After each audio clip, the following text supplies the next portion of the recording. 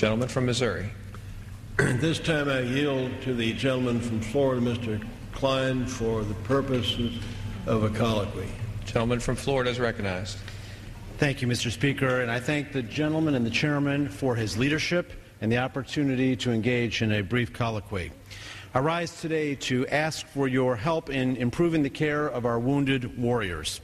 Later this week, I will introduce the Wounded Warrior Canine Corps Act to establish a program for organizations that provide wounded warriors and disabled veterans with service animals like physical therapy dogs and guide dogs.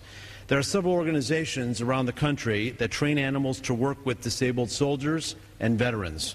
These organizations, like many not-for-profit organizations, are struggling at this moment to collect necessary resources in these difficult economic times. The difference between these organizations and others is that they are giving our soldiers and veterans a service that they have earned. I applaud their private fundraising, and at the same time, I realize that this is our responsibility as well. Mr. Chairman, this legislation will allow the government to keep its promise to America's disabled soldiers and veterans and allow them an excellent quality of life after their service. Thanks to modern medicine, more and more of our brave men and women are able to sustain wounds that may have been fatal in the past. This is a blessing, but it also requires new tools to allow them to return to a civilian working life. I have seen these programs in action. I have witnessed the growth of these veterans and wounded soldiers after working with a guide dog or an animal that can assist them with physical therapy and lifetime care and support. These programs succeed, and I believe that every American who puts on a uniform and risks their life for our country should have the full support of this Congress in this mission.